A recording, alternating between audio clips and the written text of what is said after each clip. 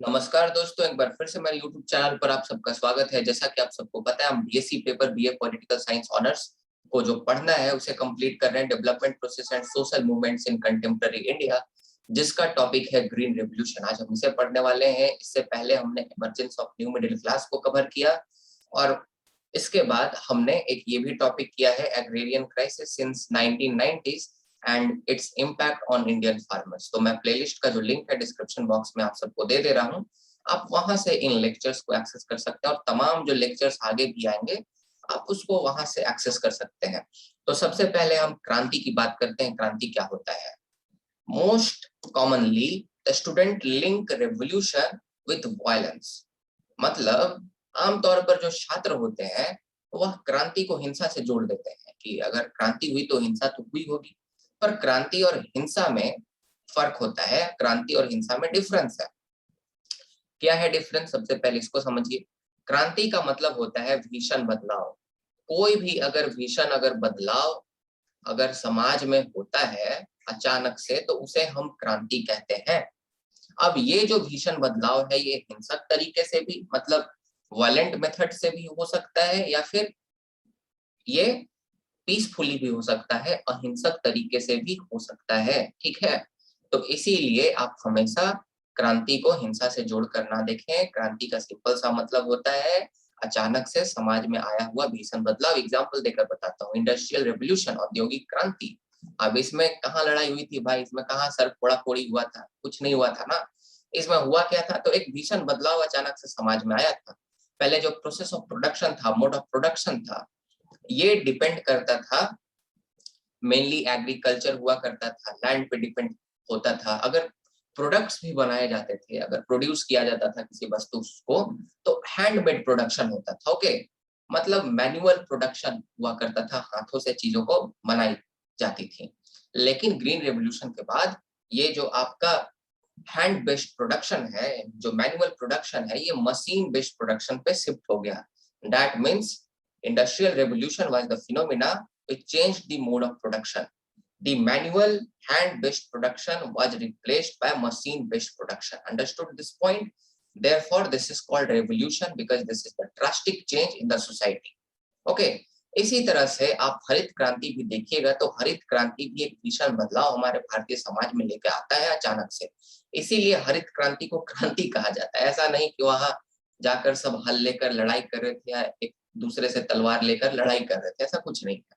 बहुत लोगों को कंफ्यूजन होता है, इसलिए मैंने क्रांति का मतलब आपको समझा दिया। ये भीषण बदलाव क्या हमारे समाज में आया?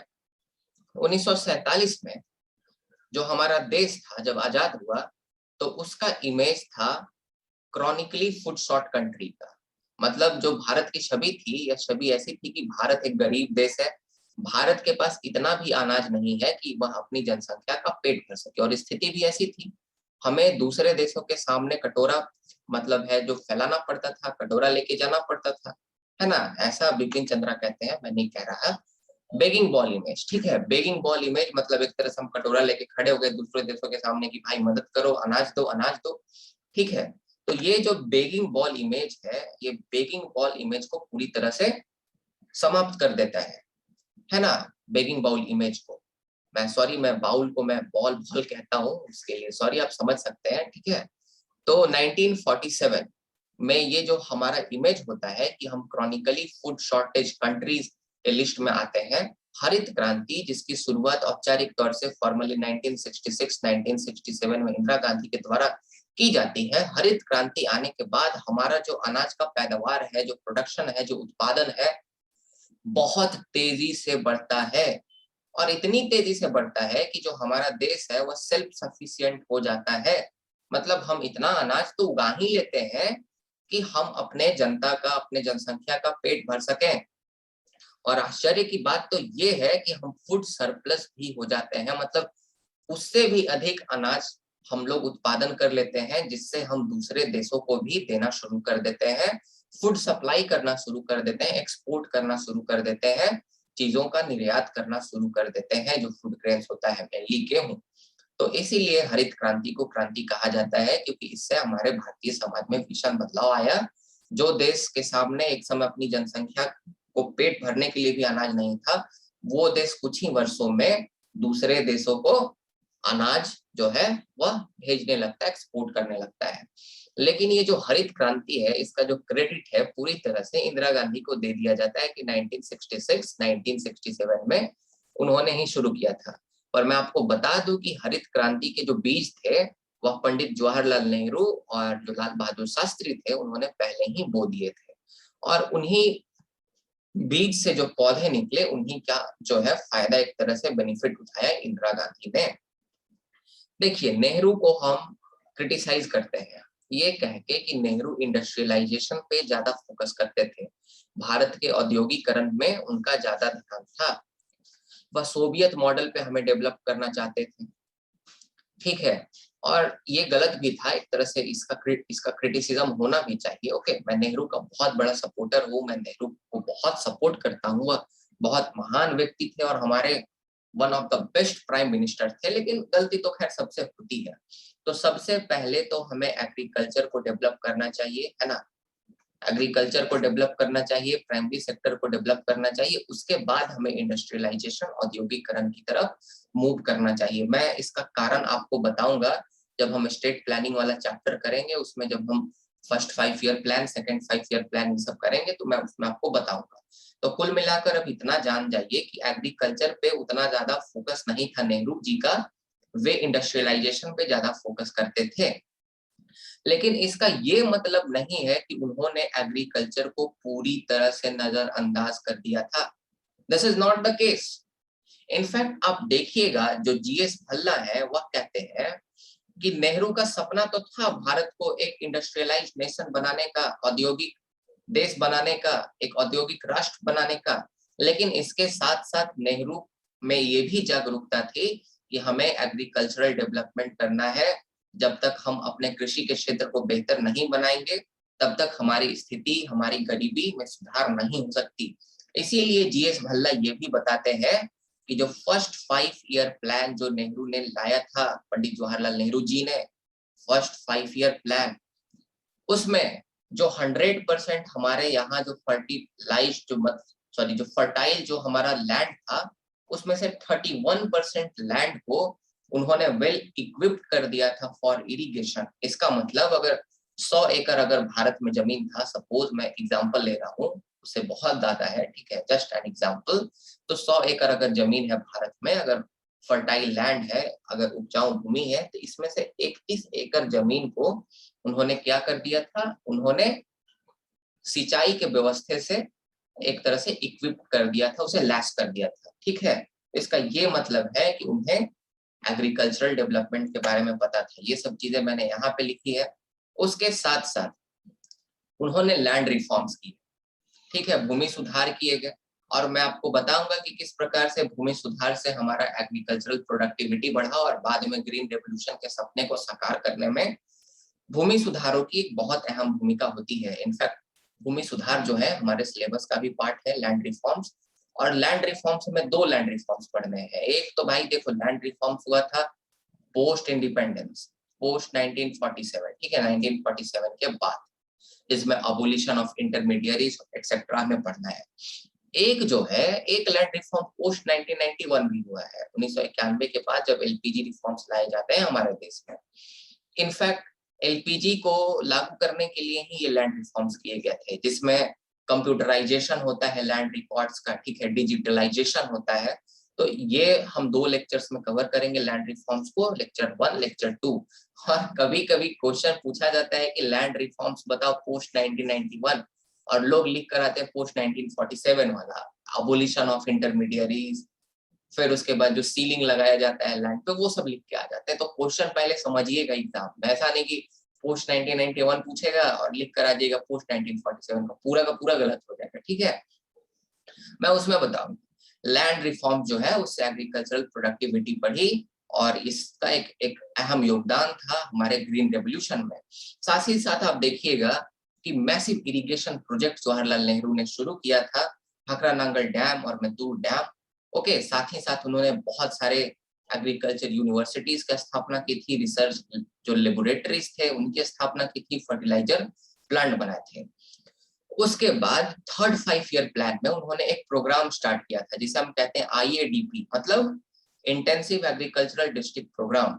ये 15 राज्यों के 15 डिस्ट्रिक्ट्स में चलाया गया था। एक तरह से हम लोग यहाँ पे हाइब्रिड सीड्स और जो न्यू टेक्निक्स होता है एग्रीकल्चर का उसका इस्तेमाल कर रहे थे। मतलब वह दूरदर्शी थे, वह विजनरी लीडर थे। उनको पता था कि औद्योगिक क्रांति के साथ साथ, सॉरी मैं औद्योगिक क्रांति कह रहा हूँ, एक तरह से मुझे कहना चाहिए इंडस्ट्रियलाइजेशन के साथ साथ औद्योगिकरण के साथ साथ जो एग्रीकल्चरल डेवलपमेंट है वो भी इम्पोर्टेंट है। मैं ये पॉइंट आउट करना चाह रहा हूँ कि बीज जो है हरित क्रांति के कहीं ना कहीं नेहरू ने भी बोए थे।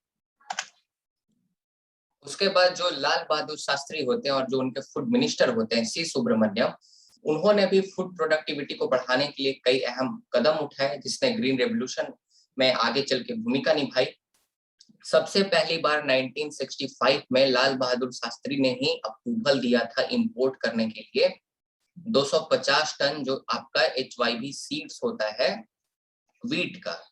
ये जो आपका HYV सीड होता है वीट का, ये बहुत ज्यादा प्रोडक्टिव होता है। जो हमारे यहाँ ट्रेडिशनल सीड होता है, गेहूं का बीज होता है, उससे काफी ज्यादा बेहतर होता है। इसमें बीमारियां कम होती है, इसका देखभाल हमें कम करना होता है।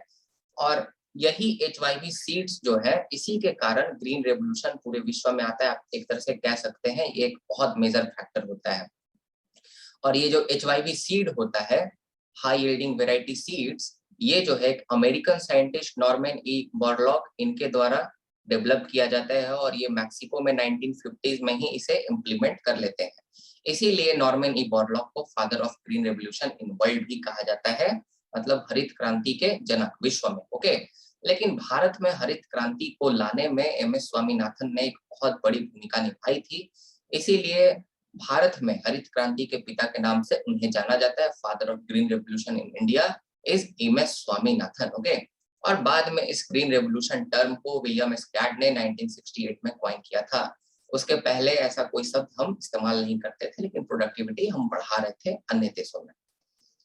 यहाँ एक चीज याद रखिएगा, नॉर्मन ये जो बोरलॉग होते हैं ये अमेरिका के रहने वाले होते हैं। मुझे याद आ रहा है मैं UGC नेट का कहीं मॉक पेपर दे रहा था या फिर मैं पेपर ही दे रहा था, तो उसमें क्वेश्चन आया कि नॉर्मन ई बोरलॉग कहाँ के साइंटिस्ट थे। तो मुझे पता था उन्होंने मैक्सिको में सारे चीजों को इम्प्लीमेंट किया, मैक्सिको में ही ग्रो किया था HYV सीड्स को एक्सपेरिमेंट किया। तो मैंने सोचा मैक्सिको के होंगे, बाद में मुझे पता चला ये अमेरिका के रहने वाले थे। तो इसीलिए मैंने ये टर्म को यहाँ पे लिखा है कि वे अमेरिकन साइंटिस्ट थे। याद रखिएगा, एक बार मैं पहले गलती कर चुका हूँ। और ये सब चीजें भी किसने ग्रीन रेवोल्यूशन टर्म को कॉइन किया, तो ये सब UGC नेट अगर आप फ्यूचर में देंगे तो आपको काम आने वाला है। उसके बाद कॉजेस, फैक्टर्स और नीड ऑफ ग्रीन रेवोल्यूशन। आखिर हमें ग्रीन रेवोल्यूशन, हरित क्रांति की आवश्यकता ही क्यों पड़ी, हमें क्यों ग्रीन रेवोल्यूशन लाना पड़ा अपने देश में। तो फूड सिक्योरिटी सबसे पहला रीजन, हमारे पास फूड सिक्योरिटी नहीं था। जो भारत है वो फूड सिक्योरिटी इंश्योर नहीं कर पा रहा था। ठीक है, हर एक जो देश होता है वो फूड सिक्योरिटी चाहता है कि उसके पास इतना अनाज हो कि वह अपने जनता का पेट भर सके, और भारत भी ऐसा ही चाहता था। लेकिन भारत जो है इतना उत्पादन नहीं कर पा रहा था अनाज का जिससे वह अपने फूड सिक्योरिटी को इंश्योर कर सके, इसीलिए ग्रीन रेवोल्यूशन की आवश्यकता पड़ी। उसके बाद ग्रोथ ऑफ पॉपुलेशन, अगर जनसंख्या बढ़ेगी तो आपको भोजन भी अधिक चाहिए होगा, अनाज भी अधिक चाहिए होगा। यही हुआ भारत के साथ। आजादी के बाद आप देखिएगा कि जो पॉपुलेशन ग्रोथ रेट जो है वह 2.2% पर एनम हो गया। आप अगर देखिएगा कि 1900 ईस्वी से लेकर 1950 तक रफली अगर मैं बोलूं, तो जो आपका पर एनम ग्रोथ रेट था पॉपुलेशन में वह 1% था। ठीक है, लेकिन 1950 के बाद आप देखिएगा कि हमारे यहाँ ग्रोथ रेट पॉपुलेशन का 2.2% हो गया। पहले अंग्रेज यहाँ रूल किया करते थे, हमारी मेडिकल व्यवस्था अच्छी नहीं थी, हम मेडिकल साइंसेस में तरक्की नहीं कर पा रहे थे। प्लस में बहुत लोग फेमाइन से मर जा रहे थे। वर्ल्ड वार 1, वर्ल्ड वार 2 इसी टाइम पीरियड में हुआ। तो इसीलिए जो जनसंख्या वृद्धि दर है 1900 से लेकर 1950 तक ये 1% ही रहा। लेकिन उसके बाद थोड़ा स्थितियां बेहतर हुई, हम स्वतंत्रता प्राप्त करते हैं। उसके बाद जो हमारा जनसंख्या वृद्धि दर होता है 2.2% जो है पर एनम हो जाता है। और जब हमारा जनसंख्या दर बढ़ेगा तो हमें भोजन की अधिक आवश्यकता पड़ेगी, अनाज की अधिक आवश्यकता पड़ेगी, इसीलिए हमें ग्रीन रेवोल्यूशन लाना पड़ा ताकि ये जो नीड है हमारे आगे नए जनसंख्या का, इसको मीट करने के लिए, टू चेक इन्फ्लेशन, महंगाई को कम करने के लिए, इसको रोकने के लिए। आप देखिएगा कि जो आपका मिड 1950s का टाइम पीरियड है, इस समय जनसंख्या बढ़ती है, जैसा कि मैंने आपको बताया। अब जब जनसंख्या बढ़ेगी तो अनाज का डिमांड भी बढ़ेगा। अब डिमांड बढ़ेगा, सप्लाई कम है, ठीक है, क्योंकि उत्पादन ज्यादा नहीं हो पा रहा है ना। तो जब सप्लाई कम है तो भाई महंगाई तो खुद ब खुद बढ़ेगी। ये तो सिंपल सा नियम होता है इकोनॉमिक्स का कि डिमांड ज्यादा है, सप्लाई कम है, तो महंगाई बढ़ जाती है। सप्लाई ज्यादा है और डिमांड कम है तो महंगाई घट जाती है। सिंपल सा लॉजिक है यहाँ पे। इसीलिए आप देखिएगा कि ये जो आपका इन्फ्लेशन रेट होता है, जो महंगाई दर होता है, ये 1965 से 1968 के बीच में 20% पर एनम रहता है बढ़ के। आप सोचिए कितना ज्यादा महंगाई दर होता है, और हमारी देश की जनसंख्या उस समय गरीब होती है, किस तरह से अपने पेट को पालती होगी। इसीलिए इस महंगाई दर को कम करने के लिए कि कम से कम 2 वक्त का भोजन तो खैर जरूर मिले अपने देशवासियों को और गांधी जी का सपना पूरा हो, इसके लिए तो खैर हमें हरित क्रांति की आवश्यकता पड़ती ही पड़ती। तो ये तीसरा कारण था। चौथा कारण था reduce dependency on other countries. हमें दूसरे देशों पर निर्भरता को कम करनी थी। मैंने आपको बताया कि हमारा बेगिंग बाउल इमेज था, मतलब कटोरा लेके खड़ा हो जाना कि भाई अनाज दे दो। और अमेरिका जो था उस समय, जो गरीब देश हुआ करते थे, डेवलपिंग नेशन और अंडर डेवलप्ड नेशन, उनको एक तरह से सहायता के रूप में पीएड मतलब पब्लिक लॉ 480 उसका स्कीम था, उसके तहत वह अनाज देता था सस्ते रेट्स पर, सब्सिडाइज्ड रेट्स पर देता था, ठीक है। और हमें भी अमेरिका ने 1956 में अनाज देना शुरू किया। और 1956 में आप देखिएगा तो हमने पहले ही ईयर में 3 मिलियन टन अनाज, 3 million ton food grain import किया। सोचिए 3 मिलियन टन। और ये जो आपका इंपोर्ट है, धीरे धीरे ये जो आयात हमारे देश में बढ़ता चला गया। आप देखिएगा कि ये इंपोर्ट है, ये बढ़ के हो जाता है 4.5 मिलियन टन, मतलब लगभग 45 लाख टन। ओके, 1963 में हम भोजन मंगवाते हैं, सॉरी अनाज मंगवाते हैं, अमेरिका से लेते हैं। उसके बाद आप 1966 में देखिएगा ये 10 मिलियन टन हो जाता है, मतलब 1 लाख टन। आप समझ सकते हैं 1 लाख टन जो है, नहीं 1 लाख टन नहीं, 100 लाख टन जो है हम मंगाते हैं, क्योंकि 1 मिलियन में होता है 10 लाख, ठीक है, तो 10 मिलियन में 100 लाख होगा। 100 लाख टन भोजन 1966 में जो है हम लोग इंपोर्ट करते हैं, मंगवाते हैं अमेरिका से। सोचिए हम कितने ज्यादा निर्भर थे अमेरिका और अन्य जो डेवलप्ड कंट्री थे उन पर हमारे फूड सिक्योरिटी के लिए। तो हमें उन पर से निर्भरता घटानी थी, इसीलिए हमें ग्रीन आवश्यकता, सॉरी हरित क्रांति की आवश्यकता थी, ग्रीन रेवोल्यूशन का हमें नीड था। ओके, उसके बाद हमें युद्ध और सूखे जैसे सिचुएशन से भी लड़ना था, जो वार और ड्रॉट है उससे लड़ना था। क्योंकि आप देखिए, मान लीजिए कभी आपके पास युद्ध होगा आपके यहाँ, और युद्ध होगा तो हो सकता है कि आपका ब्लॉकेड हो जाए, जो आपका दुश्मन देश है आपको चारों तरफ से घेर ले, और वह जो जहाज है, पानी जहाज जो फूड लेकर आ रहे हैं, वह आपके देश तक पहुंचने ही ना दे, तो आपकी तो जनता भूखे मर जाएगी, आपको सरेंडर करना पड़ेगा। या मान लीजिए सूखा पड़ गया किसी समय, पहले मान लीजिए आप 50 केजी अनाज को उगाते थे और 100 केजी मंगवाते थे, लेकिन सूखा पड़ गया, इस पर 20 केजी ही उगा पाए, तो 30 केजी जो नहीं है आपके पास, उसकी भरपाई कहाँ से होगी। तो ये जो सूखा का जो आपका एक तरह से प्रॉब्लम है, ये जो आपका यूथ का प्रॉब्लम है, ये सब जो आपका प्रॉब्लम्स है, एक्सेप्शंस है, इससे डील करने के लिए भी हमें पूर्ण रूप से अनाज का जरूरत था। इतना अनाज हमारे पास होना चाहिए था जिससे हम इन सिचुएशंस को आराम से फेस कर सकें, ठीक है। 1962 में चाइना के साथ हमारे युद्ध हुआ, 65 में पाकिस्तान के साथ हमने वार किया। उसके बाद आप देखिएगा कि बहुत बड़ा सूखा हमारे यहाँ पड़ा 1965 और 1966 में, और जो हमारा एग्रीकल्चरल आउटपुट था ना, वो 17% से कम हो गया। आप समझिए क्या सिचुएशन रहा होगा। और हमारे देश में स्कैर्सिटी आ गया फूड का, मतलब हमारे यहाँ फूड नहीं था, हमारे यहाँ अनाज की कमी हो गई थी। इसीलिए आपको बफर स्टॉक चाहिए, आपको भंडारण चाहिए अनाज का, ठीक है, आपको एक्स्ट्रा अनाज चाहिए कि अगर इस तरह का अगर कोई सिचुएशन हो जाए तो आप इसे टैकल कर सकें, आप जो है अनाज को एक जगह भंडारण करके रख सकें। इसलिए फूड कॉर्पोरेशन ऑफ इंडिया बाद में यह अस्तित्व में आता है ना, इसी के लिए कि भंडारण कीजिए। ओके, और हमारे पास अभी बहुत ज्यादा बफर स्टॉक है, मतलब जितना हमें भोजन चाहिए वो भोजन है, एक्सपोर्ट भी करते हैं, उसके अलावा भी हमारे पास भोजन है जिससे हम क्रिटिकल सिचुएशन से, जो कोई अगर अकस्मात अगर घटना घट जाए तो उससे हम लड़ सकते हैं, उससे हम टैकल कर सकते हैं, उसके लिए हमारे पास बफर स्टॉक भी है। तो बफर स्टॉक को मेंटेन अगर करना है तो हमें ग्रीन रेवोल्यूशन की आवश्यकता पड़ती ही पड़ती, ठीक है। फिर इकोनॉमिक ग्रोथ, देखिए इंडिया जो था उस टाइम में 1960s में एक ऐसा कंट्री था जो प्राइमरी सेक्टर पे पूरी तरह निर्भर था, मतलब खेती बाड़ी पे। अब प्राइमरी सेक्टर पे निर्भर है और आपका प्राइमरी सेक्टर ही सही से काम नहीं कर रहा, आप कृषि पर निर्भर है और कृषि में ही आपका आउटपुट नहीं हो रहा है अच्छे से, तो कहाँ से इकोनॉमिक ग्रोथ कर पाइएगा। तो अगर आप कृषि के क्षेत्र में बेहतर कीजिएगा, फूड सरप्लस अगर उसका उत्पादन कीजिएगा अधिक फूड का, तो हम उसको एक्सपोर्ट कर पाएंगे, दूसरे देशों को बेच पाएंगे, और बेच पाएंगे तो हमारा ट्रेड डेफिसिट है सो घटेगा, मतलब हम लोग का एक्सपोर्ट बढ़ेगा, इंपोर्ट कम होगा। ट्रेड डेफिसिट का मतलब वही होता है, ठीक है, इंपोर्ट को बढ़ा देना। मतलब ट्रेड डेफिसिट का मतलब होता है कि हम ज्यादा इंपोर्ट कर रहे हैं, ठीक है, एक्सपोर्ट हम कम कर रहे हैं, लेकिन अगर हम एक्सपोर्ट ज्यादा करने लगे, इंपोर्ट कम करें, तो ट्रेड डेफिसिट तो कम होना जाएगा। ये मैं कहने की कोशिश कर रहा हूँ, ये इकोनॉमिक से रिलेटेड टर्म है, तो मुझे उम्मीद है आपको समझ में आ रहा है, ठीक है। और जब ट्रेड डेफिसिट हमारा कम हो जाएगा, जब हम एक्सपोर्ट करने लगेंगे, तो हमारा जीडीपी भी इंक्रीज करेगा। तो अगर हमें अगर हमें ग्रोथ चाहिए था तो हमें ग्रीन रेवोल्यूशन की आवश्यकता पड़ती ही पड़ती, इसीलिए हमने ग्रीन रेवोल्यूशन को अडॉप्ट किया। तो ये कुछ कारण है, food security, growth of population to check inflation, okay, reduce dependency on other countries to tackle the situation like war and drought. हमने ये सारे कार्यों को किया है, आपको इसको ध्यान रखना है, ओके। तो मुझे उम्मीद है कि आपको समझ में आ गया होगा।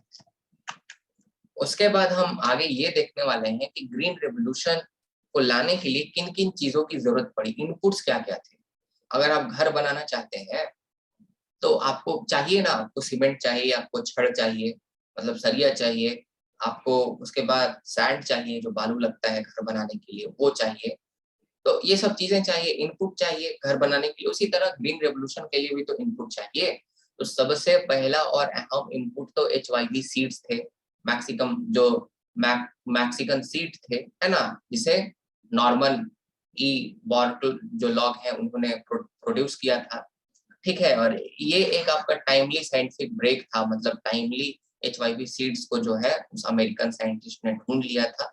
और सबसे अहम बात ये थी कि ये हमारे इंडियन कंडीशंस को सूट करता था। केमिकल फर्टिलाइजर्स की नीड, पेस्टिसाइड्स की नीड, एग्रीकल्चरल मशीनरी जैसे ट्रैक्टर, पंप सेट, ये सब चाहिए। सॉइल टेस्टिंग फैसिलिटी कि कौन सा मिट्टी में कौन सा जो अनाज है वह अधिक तेजी से हम उसे उगा सकते हैं, उत्पादन अधिक हो सकता है। फिर उसके बाद इंस्टीट्यूशनल क्रेडिट, मैंने इंस्टीट्यूशनल क्रेडिट के बारे में आपको पिछले लेक्चर में भी समझाया, इसलिए यहाँ मैं डिटेल में नहीं बात करूंगा। मतलब बैंकों से लोन डायरेक्टली, ताकि कम सूद पर कम इंटरेस्ट पर उनको लोन मिल पाए, ये चीज मैं आपको बता चुका हूँ। तो इसीलिए बैंकों का राष्ट्रीयकरण भी किया गया, ताकि जो आपका इंस्टीट्यूशनल क्रेडिट है उसको बढ़ाया जा सके। और बैंकों का जब राष्ट्रीयकरण होता है उसके बाद आप देखिएगा तेजी से इंस्टीट्यूशनल क्रेडिट्स में वृद्धि होती है। और इंस्टीट्यूशनल क्रेडिट्स जो है, जो बैंक के द्वारा जो लोन दिए जाते हैं किसानों को, वह डबल हो जाता है 1968 से 1973। तो इंस्टीट्यूशनल क्रेडिट भी एक बहुत बड़ा इनपुट था। उसके बाद एग्रीकल्चरल प्राइस कमीशन, ठीक है, एग्रीकल्चरल प्राइस कमीशन की स्थापना की गई 1965 में, जो कि बाद में MSP देने लगा किसानों को, ठीक है, ताकि वो एकदम दिल खोल कर प्रोडक्शन करें गेहूं चावल का, कोई दिक्कत नहीं है। अगर अगर कोई खरीदने वाला नहीं है, अगर ग्राहक नहीं है, तो सरकार उसे खरीद लेगी एक मिनिमम सपोर्ट प्राइस पर, ठीक है, जो एक रेट है उस पर खरीद लेगी। MSP आपको पता ही होगा, इसलिए मैं इसको डिटेल में नहीं बता रहा हूँ, आप सब जानते होंगे। फिर फूड कॉर्पोरेशन ऑफ इंडिया की स्थापना की गई, जो आपका बफर स्टॉक होगा उसको मेंटेन करने के लिए, जो भंडारण है उसे करने के लिए फूड कॉर्पोरेशन ऑफ इंडिया 1965 में FCI लाया गया। और जो कथाकथित तौर पे ग्रीन रेवोल्यूशन है 1966-67 में इंदिरा गांधी के द्वारा शुरू कर दिया जाता है। अब हम देखते हैं positive impacts of green revolution. आखिर क्या सकारात्मक प्रभाव पड़े हरित क्रांति के हमारे देश में। तो सबसे पहले जो हमारा एग्रीकल्चरल प्रोडक्शन है वह बहुत ज्यादा बढ़ गया। अगर मैं आपको एक डेटा बताऊं तो अगर 1967-68 के टाइम में अगर हम 100 केजी अगर अनाज उगाते थे, मैं हाइपोथेटिकली बात कर रहा हूँ कि 100 केजी अनाज नहीं उगाते थे, तो मैं एग्जांपल दे रहा हूँ, ठीक। तो 1970-71 का आप जब टाइम पीरियड देखिएगा तो ये जो हमारा 100 केजी है 135 केजी हो गया। मतलब हमारा ये टाइम पीरियड से इस टाइम पीरियड में हमारा जो एग्रीकल्चरल प्रोडक्शन है 35% बढ़ जाता है। ओके, यही चीज मैंने यहाँ पे लिखा है। उसके बाद आप देखिएगा तो जो 1964 और 1965 का जो टाइम पीरियड होता है, यहाँ पे हम 89 मिलियन टन जो है उगाते थे, जो फूड ग्रेन हुआ करता था। लेकिन आप देखिएगा 1971 और 72 में तो ये बढ़ के हो जाता है हमारा 112 मिलियन टन। आप सोचिए कितना बड़ा बदलाव होता है।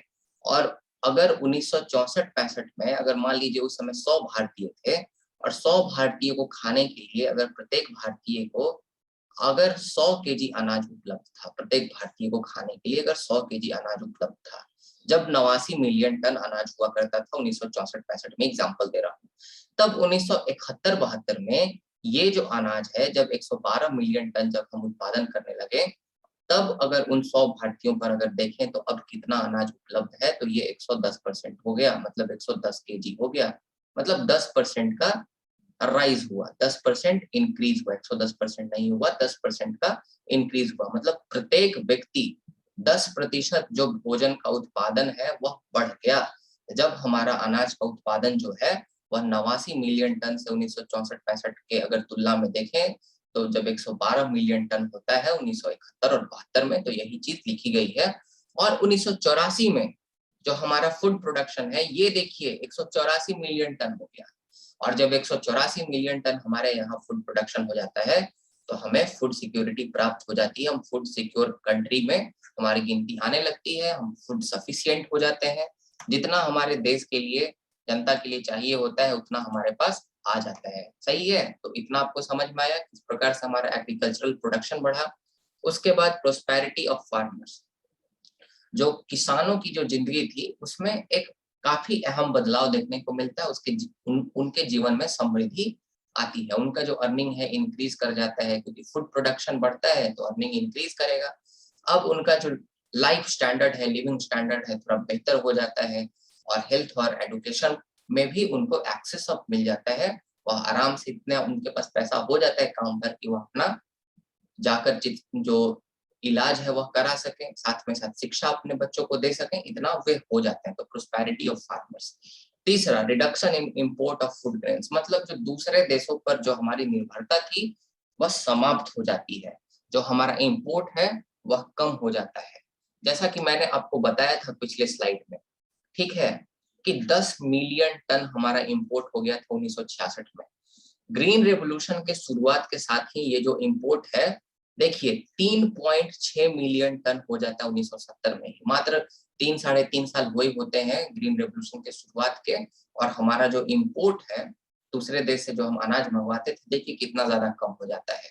और 1984 में हम जो है सेल्फ सफिशिएंट हो जाते हैं, जैसा कि मैंने आपको बताया, और हमें कोई फूड इंपोर्ट कराने की आवश्यकता नहीं होती उस तरह से, अगर आप देखा जाए अनाज के क्राइसिस से लड़ने के लिए। और हमारा जो बेगिंग बाउल इमेज होता है वह समाप्त हो जाता है। इनफैक्ट हम जो है फूड सरप्लस देश हो जाते हैं, हम दूसरे देशों को जो अनाज है एक्सपोर्ट भी करने लगते हैं। और सबसे अहम बात तो ये है कि हमारे पास बफर स्टॉक भी हो जाता है 10 मिलियन टन का। सोचिए 10 मिलियन टन का बफर स्टॉक भी हमारे पास हो जाता है, ठीक है, जिससे हम वॉर और ड्रॉट जैसे सिचुएशन से टैकल कर सके फ्यूचर में। उसके बाद dispersal of rice and wheat cultivation to non traditional areas. आप देखिएगा ग्रीन रेवोल्यूशन से पहले तो जो गेहूं था, गेहूं का उत्पादन मेनली पंजाब, हरियाणा और वेस्टर्न यूपी में ही किया जाता था। और जो राइस था इसको मेनली ईस्टर्न यूपी में, एमपी में, राजस्थान में और कुछ साउथ इंडियन स्टेट्स में इसको उगाया जाता था, इसका उत्पादन होता था। लेकिन ग्रीन रेवोल्यूशन के आने से जो राइस कल्टीवेशन है, ये जो सेमी एरिड एरिया जो है पंजाब, हरियाणा और वेस्टर्न यूपी का, जहां पहले सिर्फ व्हीट कल्टीवेशन को ही महत्वता दी जाती थी और राइस कल्टीवेशन ना के बराबर था, वहां भी राइस कल्टीवेशन का शुरुआत होता है। और उसके बाद इसके उलट जैसा कि मैं आपको बताया कि जो यूपी, एमपी, राजस्थान और जो साउथ इंडियन स्टेट्स थे, जहां सिर्फ राइस का ही उत्पादन हुआ करता था बिफोर द ग्रीन रेवोल्यूशन, यहाँ वीट का भी उत्पादन होना शुरू हो गया, वीट कल्टीवेशन भी शुरू हो गया। इसीलिए राइस और वीट कल्टीवेशन का डिस्पर्सल होता है नॉन ट्रेडिशनल एरियाज में। मुझे उम्मीद है आपको समझ में आ गया होगा। उसके बाद इंडस्ट्रियल ग्रोथ। इंडस्ट्रियल ग्रोथ भी हमारे देश में काफी तेजी से होता है ग्रीन रेवोल्यूशन के वजह से, क्योंकि ग्रीन रेवोल्यूशन में आपको मशीन्स चाहिए होता है। क्योंकि ग्रीन रेवोल्यूशन जो है, अगर हम कहें तो एक तरह से मैकेनाइजेशन एग्रीकल्चरल सेक्टर का। उसमें हमें पंप्स चाहिए था, ट्रैक्टर्स चाहिए थे, फर्टिलाइजर्स चाहिए थे, इंसेक्टिसाइड चाहिए थे, पेस्टिसाइड चाहिए थे। तो इनके जो कल कारखाने हैं, इनकी स्थापना होगी कि नहीं होगी? ट्रैक्टर बनाने की नई नई कंपनियां आएंगी, ट्रैक्टर का डिमांड बढ़ेगा, हार्वेस्टर्स का डिमांड बढ़ेगा, कंबाइंस का डिमांड बढ़ेगा, उसके बाद और भी जो मशीनें इस्तेमाल होती हैं उनका डिमांड बढ़ेगा। तो इसीलिए ग्रीन रेवोल्यूशन के कारण इंडस्ट्रियल ग्रोथ भी होता है। इस चीज को आपको देखना पड़ेगा।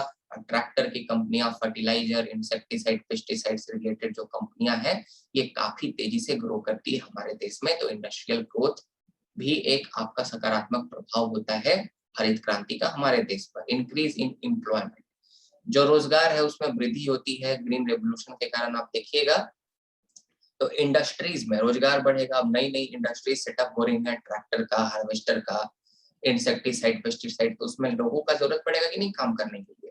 तो नौकरियां आएंगी कि नहीं आएंगी? तो इंडस्ट्रीज में नौकरियां बढ़ी, एम्प्लॉयमेंट बढ़ा, रोजगार बढ़ा।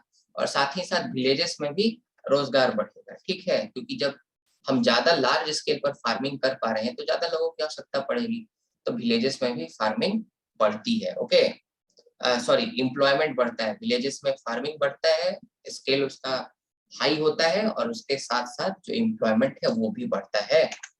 उसके बाद डिक्रीज इन इन्फ्लेशन, ये सब भी आप चीजें लिख सकते हैं। अब मैं ये सब आप नॉर्मल चीजें आपको खुद समझना पड़ेगा। ग्रीन रेवोल्यूशन नहीं था तो महंगाई ज्यादा थी, ग्रीन रेवोल्यूशन आया, फूड प्रोडक्शन बढ़ा, अब जितना डिमांड है उसके हिसाब से सप्लाई भी हो रहा है, तो महंगाई कम होगा। सिंपल सा मैटर है। फिर जब हम बफर स्टॉक जब हमारे पास हो गया, जब हमारे पास अनाज का भंडारण हो गया, तो हम वार और ड्रॉट जैसे सिचुएशन से भी टैकल कर सकते हैं। तो ये कुछ पॉइंट आप अपने से एक्सप्लेन करके लिख सकते हैं। मैंने एक्सप्लेन नहीं किया क्योंकि स्लाइड बड़ा हो जाता और टाइम भी ज्यादा लगता, तो ये सब आप खुद से कर सकते हैं। अब हम निगेटिव इम्पैक्ट देखने वाले हैं ग्रीन रेवोल्यूशन का, कि ग्रीन रेवोल्यूशन की खामियां क्या थी या इसका नकारात्मक क्या प्रभाव पड़ा हमारे देश पर। क्योंकि हर एक सिक्के के दो पहलू होते हैं, आपको ये बात ध्यान में रखना पड़ेगा। और उसी प्रकार से ये भी दो धारी तलवार से कम नहीं था। इंटरक्रॉप डिस्पैरिटी, इंटरक्रॉप डिस्पैरिटी मतलब आप देखिएगा कि ग्रीन रेवोल्यूशन के माध्यम से मोनोकल्चर जो है प्रमोट हुआ। मतलब उन्हीं कुछ अनाजों का उत्पादन किया गया जिसके अच्छे खासे पैसे मिला करते थे, जिसमें गेहूं सबसे अहम था। ठीक है, और बाकी जो आपका जो अनाज, जो आपका प्रोडक्ट्स है, बाकी जो आपका क्रॉप्स है, उसको छोड़ दिया गया। जैसे में आप देखिएगा जूट, शुगर केन, टी, ये बिल्कुल ऑलमोस्ट अनटच्ड रहा, कॉटन अनटच्ड रहा। इस पर ध्यान नहीं दिया गया ग्रीन रेवोल्यूशन के टाइम में। उसके बाद जो आपके मोटे अनाज होते हैं, दाल होता है, ऑयल सीड्स होता है, इसको भी उतना ज्यादा इंपॉर्टेंस नहीं दिया गया, और सबसे ज्यादा इंपॉर्टेंस चावल और गेहूं को ही दिया गया। ठीक है, इसीलिए कभी कभी इसको ग्रीन रेवोल्यूशन ना कह के व्हीट रेवोल्यूशन कह दिया जाता है, क्योंकि मेनली इसने गेहूं का ही पैदावार को बहुत ज्यादा बढ़ा दिया था, चावल और गेहूं का। लेकिन ये जो जूट है, शुगर केन है, टी है, कॉटन है, ये सब पे ध्यान नहीं दिया गया। फिर मोटे अनाज, दाल, ऑयल सीड्स, ये सब पे ध्यान नहीं दिया गया। इसीलिए इंटर क्रॉप डिस्पैरिटी हम लोग देख सकते हैं। मोनोकल्चर प्रमोट होता है, कुछ क्रॉप्स को प्रमोट किया गया, कुछ क्रॉप्स पे ध्यान नहीं दिया गया। फिर रीजनल डिस्पैरिटी, ग्रीन रेवोल्यूशन पूरे देश में इक्वली लागू नहीं किया गया। मान लीजिए कि पूरे देश में 100 एकड़ अगर फर्टाइल लैंड है जहां ग्रीन रेवोल्यूशन को लागू किया जा सकता था। एग्जांपल के तौर पे मैं बता रहा हूं, अगर 100 एकड़ मतलब 100% अगर हमारे पास फर्टाइल लैंड है, अगर हमारे पास उपजाऊ भूमि है, तो ये 100% उपजाऊ भूमि में से मात्र 40% उपजाऊ भूमि में ही ग्रीन रेवोल्यूशन के सपने को जो है धरातल पर उतारा गया। बाकी जो 60% जो क्रॉप एरिया था, जहां हम लोग खेती कर सकते थे, उत्पादन कर सकते थे, वह अनटच्ड रहा। मेनली आप देखिएगा तो ये जो ग्रीन रेवोल्यूशन है, इसको आपका नॉर्थ इंडिया में पंजाब, हरियाणा और वेस्टर्न यूपी में लागू किया गया, ये राज्यों को सबसे अधिक इसमें आपका फायदा होता है। और उसके बाद अगर आप साउथ में देखिएगा तो साउथ में आंध्र प्रदेश और तमिलनाडु में ही ग्रीन रेवोल्यूशन को अच्छे तरीके से लागू किया जाता है, बाकी स्थानों पर इसे लागू नहीं किया जाता। तो रीजनल डिस्पैरिटी भी हमें ग्रीन रेवोल्यूशन में देखने को मिलता है। उसके बाद राइज इन इंटरपर्सनल डिस्पैरिटी। देखिए किसान जो होते हैं, किसान के भी अलग अलग हायरार्की है। कुछ बड़े किसान होते हैं जिनके पास 10 हेक्टेयर या उससे ज्यादा जमीन है, कुछ छोटे किसान होते हैं जिसके पास 2-3 हेक्टेयर से ज्यादा जमीन नहीं है। तो जो छोटे किसान है बेचारे, उनको ज्यादा फायदा नहीं हुआ ग्रीन रेवोल्यूशन से, ठीक है। बड़े किसानों को ही फायदा हुआ जिनके पास 10 हेक्टेयर या उससे अधिक भूमि थी। वे अमीर थे, इसीलिए वे बेहतर क्वालिटी के बीज खरीद पाते थे, फर्टिलाइजर खरीद पाते थे, और जो अदर रिक्वायर्ड इनपुट्स है, ट्रैक्टर हो गए और भी जो मशीन्स हो गए, उनको खरीद पाते थे। इसीलिए जो अमीर किसान थे वो अमीर बन गए और गरीब किसान गरीब ही होते चले गए। इससे जो है आपका एक तरह से सोशल और इकोनॉमिक एक्सप्लॉयटेशन अर्थात सामाजिक और आर्थिक एक तरह से शोषण का एक तरह से उदय होता है ग्रीन रेवोल्यूशन के कारण। क्योंकि जो आपके छोटे किसान होते हैं वह बड़े किसानों पर पूरी तरह से निर्भर हो जाते हैं। छोटे किसान के पास इतनी पूंजी नहीं होती कि वह अपना सामान जाकर बड़े बाजारों में बेच पाए दूर जाकर, इसीलिए बड़े किसान छोटे किसानों का शोषण करके सस्ते में ही सामान को खरीद लेते हैं और वही जो आपका क्रॉप होता है उसको जाकर मंडियों में आपको बाद में बड़े रेट्स में बेचते हैं। और यही जो आपके बड़े किसान थे ना, बाद में यही चल के अड़ती बन जाते हैं, ठीक है, जिस पर अभी विवाद चल रहा है। आपका जो फार्मर लॉज लाया गया, जो 3 लॉज लाया गया, कुल मिला के ये बातें हैं, ठीक है। तो आपको समझ में आया होगा किस प्रकार से इंटरपर्सनल डिस्पैरिटी आपको देखने को मिलता है। जो अमीर किसान थे अमीर बने और गरीब किसान गरीब बन गए, बड़े किसान अमीर बन गए, छोटे किसान गरीब बन गए। और जो आपका किसान से रिलेटेड जो मजदूर थे उनका तो कुछ भला ही नहीं कर पाए ग्रीन रेवोल्यूशन। उनकी स्थिति वही थी, वह पहले भी बेचारे बंधुआ मजदूर की तरह काम किया करते थे, एक डेली वेज वर्कर की तरह काम किया करते थे खेतों पर, उस समय भी काम कर रहे थे। तो ये भी एक आप नुकसान देख सकते हैं। देखिए एक तरफ इंडस्ट्रीज आई तो उससे रोजगार बढ़ा, गांवों में भी रोजगार बढ़ा, लेकिन ग्रीन रेवोल्यूशन के कारण मशीनें भी तो आई। तो कुछ ऐसे स्थान थे जहां पे ग्रीन रेवोल्यूशन के कारण जो आपका रोजगार है वह कम होता है। एग्जाम्पल के तौर पर ग्रीन रेवोल्यूशन ने पंजाब और हरियाणा में रोजगार को तो बढ़ाया, गांवों में भी, ठीक है। लेकिन अगर साउथ इंडिया की अगर मेनली बात करें तो इससे अनएम्प्लॉयमेंट भी क्रिएट हुआ, क्योंकि साउथ इंडिया के लोग अधिक मशीन पर रियलाइज करते थे, ठीक है, मतलब रियलाइज करते थे। पहले अगर आपको जो है प्लॉ करना है लैंड को तो आपको क्या करना पड़ता था, आपको जो गैंता होता है उसका यूज करना पड़ता था, ठीक है। लेकिन अब उसके बाद पहले हल बैल उसको एक जो है वो उसको 2-3 वर्कर्स का जरूरत पड़ता था, पर अब ट्रैक्टर आ गया, जो फार्मर है अकेले ही पूरा जो खेत है उसको जोत सकता है। तो जब मशीनीकरण होता है तो रोजगार घटते हैं, ठीक है, उस क्षेत्र में। तो अनएम्प्लॉयमेंट भी एक तरह से प्रमोट होता है। एक तरफ पंजाब हरियाणा में कुछ रोजगार आपको देखने को मिलेगा गाँव में, और इंडस्ट्रीज में तो खैर रोजगार बढ़ा ही, क्योंकि ट्रैक्टर के नए नए आपके इंडस्ट्रीज कल कारखाने खुले और तमाम कल कारखाने जिनका बात मैंने पीछे किया है। लेकिन अनएम्प्लॉयमेंट भी जहां जहां मैकेनाइजेशन हुआ कृषि के क्षेत्र में वहां पे आया। उसके बाद डिफॉरेस्टेशन, पेड़ों की अंधाधुंध कटाई हुई, क्योंकि अधिक से अधिक हमें लैंड चाहिए था, उपजाऊ लैंड चाहिए था in order to implement the green revolution, and for that the large amount of trees were cut down, okay। और इसीलिए आप देखिए कि पंजाब और हरियाणा में जो कि हॉटलैंड था ग्रीन रेवोल्यूशन का, यही ग्रीन रेवोल्यूशन को सबसे अधिक इम्प्लीमेंट किया गया। यहाँ जो फॉरेस्ट कवर था मात्र 3% बचा, अभी बाद में बढ़ा है। यहाँ पे सरकार ने नए नए स्कीम लगाए हैं पौधारोपण के और जो पेड़ रोपण होता है, लेकिन उस समय आप देखिए 3% ही बचा था। और जो यूपी है वहां फॉरेस्ट कवर मात्र 5% रह गया था। तो कितना अधिक पेड़ों की कटाई हुई होगी ग्रीन रेवोल्यूशन के कारण, आप इसको सोच सकते हैं। और पेड़ों की कटाई से बहुत सारे नुकसान है, वो आप बचपन में 5-6 क्लास में पढ़े होंगे, तो मैं उसको छोड़ दे रहा हूँ, ठीक है। फिर अंडरग्राउंड वाटर में भी कमी आने लगी, डिप्लीट करने लगा अंडरग्राउंड वाटर, क्योंकि ग्रीन रेवोल्यूशन जो है उसमें बहुत सारा सिंचाई का जरूरत पड़ता था, बहुत ज्यादा पानी यूज होता था। और जब ओवर यूज कीजिएगा किसी भी चीज को, किसी भी चीज की अति कीजिएगा, तो खैर धीरे धीरे वो जो रिसोर्स है वो समाप्त हो जाएगा। और यही होता है ग्रीन रेवोल्यूशन के साथ भी। अंडरग्राउंड वाटर जो है डिप्लीट कर जाता है due to the over use, because it was used for the irrigation in the lands, okay, for the farm lands. उसके बाद इन्वायरमेंटल पॉल्यूशन, ग्रीन रेवोल्यूशन के कारण लैंड और वाटर पॉल्यूशन आपको देखने को मिलता है। बहुत ज्यादा फर्टिलाइजर्स, इंसेक्टिसाइड, पेस्टिसाइड्स का यूज किया जाता है, जिससे लैंड जो है बंजर होता जाता है, तो भूमि की जो गुणवत्ता है वह खत्म होती जाती है, जो क्वालिटी है लैंड का। और साथ ही साथ फर्टिलाइजर, इंसेक्टिसाइड, पेस्टिसाइड ये सब आप पेड़ पौधों पर छिड़किएगा, क्रॉप्स पे छिड़किएगा, तो जब बारिश होगा तो क्या ये जो फर्टिलाइजर्स, इंसेक्टिसाइड, पेस्टिसाइड है ये पानी के साथ नहीं मिलेंगे, और पानी के साथ घुलकर क्या ये जो वाटर बॉडीज हैं, वाटर के सोर्सेस हैं, जैसे तालाब है, नदियां हैं, उसमें नहीं जाएंगी? बिल्कुल जाएंगी, मिल के साथ में घुल के, और जाएंगी तो उससे वाटर पॉल्यूशन होगा कि नहीं होगा? बिल्कुल होगा। उसके बाद इकोलॉजिकल प्रॉब्लम, जैसे सॉइल सैलिनिटी, नमक का मात्रा बहुत ज्यादा बढ़ जाता है मिट्टी में। मैं आपको बताऊंगा कभी ऐसा क्यों होता है, क्योंकि कोई भी प्योर वाटर भी होता है उसमें नमक जरूर रहता है, NaCl, जिसको हम लोग सिंचाई के लिए यूज करते हैं। हर एक पानी में नमक है, इतना याद रखिएगा, ओके। जो पीते हैं उसमें भी हमें NaCl देखने को मिलता है। तो अगर मान लीजिए भूमि है, इसमें आप बहुत ज्यादा सिंचाई कीजिएगा, बहुत सिंचाई कीजिएगा, तो पानी आप यहाँ पे डाल रहे हैं, तो पानी तो खैर पौधा सोख ले रहा है, पानी से इवापोरेट कर जा रहा है, वाष्प बन जा रहा है, और उसमें जो NaCl जो मिला हुआ है, ये तो धीरे धीरे धीरे धीरे परत बनाता जा रहा है ना, परत बनाता जाएगा। एक समय ऐसा आएगा कि आपको नमक का यहाँ पे देखने को मिलेगा अंश, ठीक है, और व्हाइट एक तरह से हो जाता है, फोटो वोटो में देखिएगा निकाल के।